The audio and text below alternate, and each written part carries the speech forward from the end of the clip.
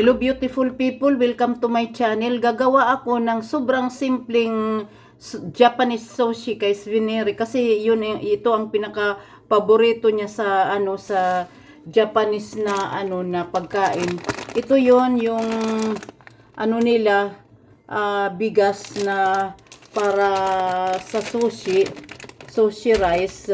Ito yung linalagay nila sa paggawa ng ng sushi. Tapos ito naman yung seaweed. Lalagay lang yan dyan. Pagkatapos lang ako ng olive oil kasi yung madikit yung kanin ba nila. Madikit sa kamay.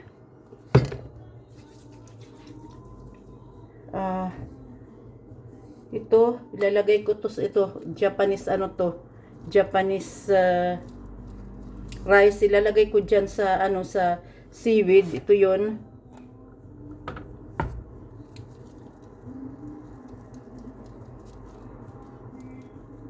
Pag ko lang.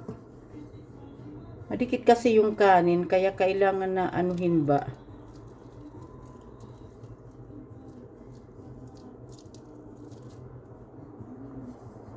Medyo malaki na yata itong ko. Magagawa ko. Malaki. Pagkatapos lalagyan ko siya ng smoked salmon.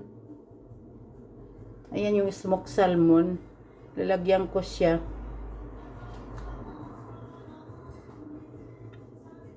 Sa gitna ilalagay ko lang itong cucumber. Pwede rin naman pwede rin ito lagay mo dyan. Pwede rin yung carrots naka ganyang mahaba.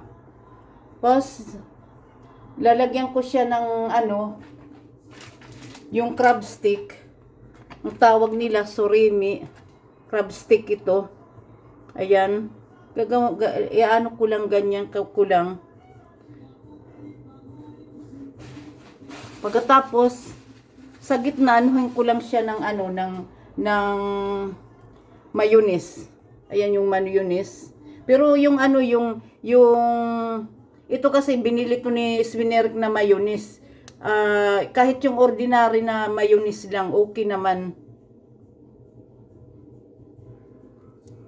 Ayan. Kasi gaganyan mo lang yan siya.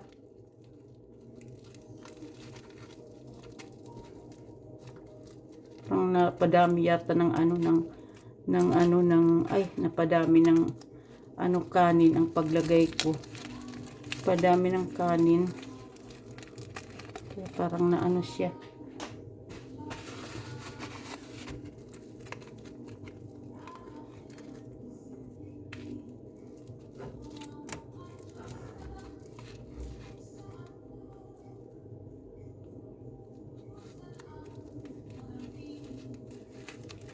Ayan, umano rin kahit medyo siya ba. Parang napadami.